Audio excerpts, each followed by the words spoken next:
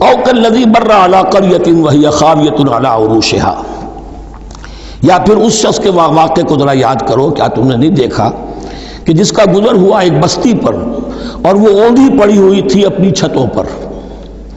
اگرچہ مختلف تفاسیر میں مختلف آپ کو شاید اس کی تعبیرات ملے.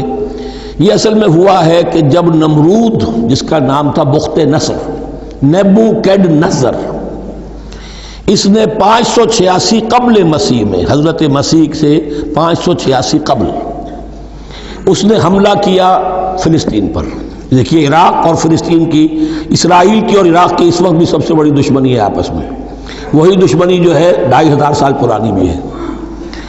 اس نے وہ نمرود بابل، نیبوکیڈنیزر جس کا نام تھا، اس نے حملہ کیا. 12 لاکھ کی آبادی تھی، 6 لاکھ کو قتل کیا اور 6 لاکھ کو بھیڑوں بکریوں کی طرح ہانکتا ہوا قیدی بنا کر لے گیا. 150 برس تک کیپٹیوٹی میں رہے ہیں یہ، اور یروشلم اجڑا رہا ہے. کوئی نفس نہیں، کوئی متنفس نہیں تھا، کوئی انسان نہیں، کوئی 2 اینٹیں سلامت نہیں چھوڑی. اسی وقت وہ ہیکل سلیمانی جو ہے وہ شہید کیا گیا، اور ان کے کہنے کے مطابق اس کے ایک تہخانے میں وہ تابوت سکینہ بھی تھا جہاں ربائی ان کے موجود تھے، اور وہ ربائی بھی وہیں پر ان کی موت واقع ہوئی، اور تابوت سکینہ بھی ہے اگر ان کا قول صحیح ہے. تو جس زمانے میں یہ اجڑی ہوئی بستی تھی، حضرت عزیر علیہ السلام کا گزر ہوا. انہوں نے دیکھا کوئی متنفس نہیں، تو انہوں نے کیا کہا؟ قال انا یحیی ھذہ اللہ بعد موتہا، اللہ اس بستی کو اس کے اس طرح مردہ اور برباد ہو جانے کے بعد کیسے زندہ کرے گا؟ اب اس میں کیسے احیاء ہو سکتا ہے؟ دوبارہ کیسے اس میں لوگ آ کر آباد ہو سکتے ہیں؟ اتنی بڑی بربادی، اتنی تباہی، کوئی متنفس نہیں، کوئی 2 اینٹیں سلامت نہیں. فَأَمَاتَهُ اللَّهُ مِئَةَ عَامٍ ثُمَّ بَعَثَهُ، تو اللہ نے اس پر موت وارد کر دی 100 برس کے لیے، اور پھر انہیں اٹھایا. قَالَ كَمْ لَبِثْتَ، سوال کیا کتنے عرصے رہے ہو یہاں؟ حضرت عزیر جو ہیں، چونکہ جو رینائسنس ہوا ہے تاریخ بنی اسرائیل میں، اس کے نقیب، اس کے اصل جو بنیاد ہے وہ یہ ہے. انہوں نے پھر اصلاح کی، جو زوال ان میں آیا تھا اخلاقی اور دینی، پھر یہ اٹھے کمر کس کر جب اللہ تعالیٰ نے یہ مشاہدات کرا دیے، اور پھر جا کر وہاں تبلیغ کی اور دعوت کی دی، اور وہی ان یہودیوں کے اندر جو کیپٹیوٹی میں تھے انہیں پھر اصل دین کی تعلیم دی، روح دین کو زندہ کیا. تو گویا کہ وہاں سے پھر ان کا احیاء ہوا ہے. کب لبثت، کتنے عرصے رہے ہوگے تم؟ قال لبثت یوما و بعض یوم، اب اس کو ایسے محسوس ہوا جیسے سویا تھا تھوڑی دیر کے لیے، میں 1 دن رہا ہوں یا دن کا کچھ حصہ.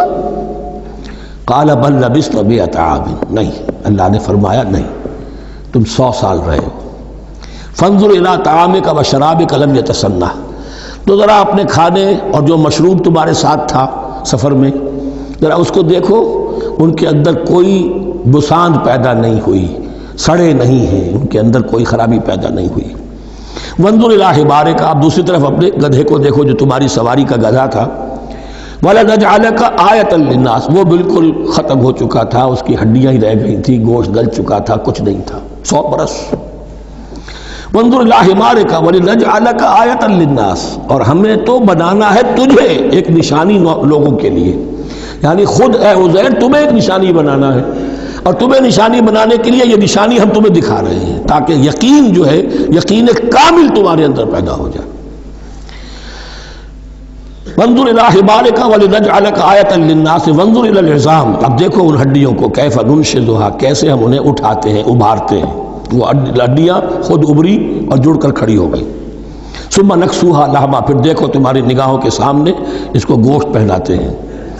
فلما تبین له، جب یہ سب اس کے سامنے واضح ہو گئی بات، مشاہدہ بھی کر لیا، قال اعلم ان اللہ علی کل شیء قدیر، ان کا میں نے پوری طرح جان لیا، مجھے پورا یقین قابل حاصل ہو گیا کہ اللہ ہر شے پر قادر ہے. یعنی وہ اس اجڑی ہوئی بستی کو بھی دوبارہ آباد کر سکتا ہے. جو میں نے سمجھا تھا کہ اب یہ کیسے آباد ہوگی، یہ بات نہیں ہے، یہ آبادی اللہ تعالیٰ کے اختیار میں. چنانچہ اس کے بعد ہوا، اس لیے کہ اس کے بعد واقعہ تو یہ ہوا کہ جو ایران کا بادشاہ تھا کیخورس یا سائرس، جن کو کہ قرآن مجید ذوالقرنین کہتا ہے، جن کا تذکرہ سورہ کہف میں آئے گا. پھر آپ کو معلوم ہے کہ یہ پیلسٹائن، ادھر عراق کے بعد ایران، یہ دشمنیاں تو تھیں. کیخورس نے حملہ کیا بابل پر، عراق پر، اور دشمن کا دشمن دوست ہوتا ہے. تو یہودیوں کو اجازت دے دی، کیپٹیوٹی سے اجازت دے دی، جاؤ تم واپس جاؤ، اپنا شہر دوبارہ بناؤ۔ چنانچہ وہ گئے اور پھر انہوں نے جا کر وہاں پر 136 سالوں میں ان کی دوبارہ جو ہے یہ بستی بسی، اور پھر یروشلم کو انہوں نے آباد کیا، اور پھر انہوں نے وہاں ہیکل سلیمانی دوبارہ بنایا، جس کو وہ سیکنڈ ٹیمپل کہتے ہیں۔ وہ سن 70 عیسوی میں ٹائٹس رومن جنرل کے ہاتھوں تباہ ہوا تھا، جو اب تک تباہ ہوا پڑا ہے۔ 1927 برس سے ان کا کعبہ زمیں بوس ہے، یہ نوٹ کر لیجئے اس بات کو۔ اسی لیے آگ لگی ہوئی آج دنیا بھر کے یہودیوں کے دلوں میں۔ اب تو ہماری حکومت ہے وہاں پر، ہم اپنا یہ جو بھی کچھ یہاں پر اس احاطے میں بنا دیا گیا ہے سب کو ختم کریں گے اور اپنا ہیکل سلیمانی بنائیں گے۔